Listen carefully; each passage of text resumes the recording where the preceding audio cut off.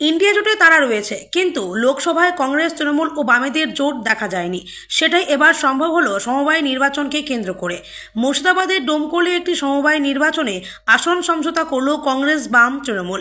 এই নিয়ে খোঁচা দিল বিজেপি। ডোমকলের মুক্তারপুর বিলাসপুর সমবায় কৃষি উন্নয়ন সমিতিতে মোট আসন 8টি। এই নির্বাচনে আসন সমঝোতা করে কংগ্রেস, তৃণমূল ও বামেরা। 5টি আসনে প্রার্থী দেয় তৃণমূল, 2টি আসনে প্রতিদ্বন্দ্বিতা করে সিপিএম ও 1টি আসনে লড়ে কংগ্রেস।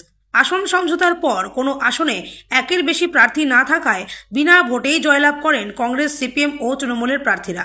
সংখ্যাগরিষ্ঠতা নিয়ে বোর্ড গঠন করে তৃণমূল। মুক্তারপুর বিলাসপুর সমবায় কৃষি উন্নয়ন সমিতির সম্পাদক হলেন তৃণমূলের জিন্নাত আলী, সভাপতি হলেন আঞ্জুমানেয়ারা বিবি। মঙ্গলবার বোর্ড গঠনে উপস্থিত ছিলেন জেলা পরিষদ সদস্য তথা ব্লক তৃণমূল সভাপতি হাজিকুল ইসলাম সহ অনেকেই। সমবায়ের সামনে মঞ্চ করে তৃণমূল কংগ্রেস কমিটির পক্ষ থেকে আনুষ্ঠানিকভাবে জয়ী প্রার্থীদের দেওয়া হয়।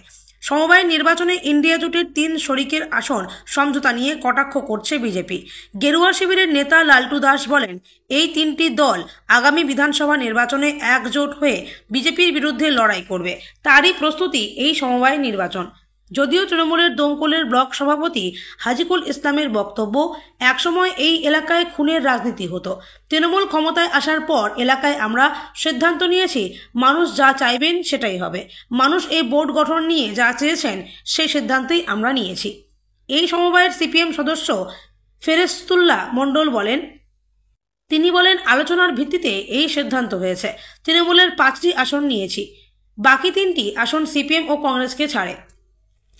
তবে আসন সমঝোতার কথা উড়িয়ে দিয়েছে কংগ্রেস। ডোমকলে কংগ্রেসের ব্লক সভাপতি তহিদুল ইসলাম বলেন, ডোমকলে কংগ্রেসকে দেখে ভয় পেয়েছে তৃণমূল, সেজন্যই এ কাজ করেছে। ওখানে তৃণমূল নেতৃত্বই কংগ্রেস সেজেছে, তৃণমূল নেতৃত্বই সিপিএম সেজেছে।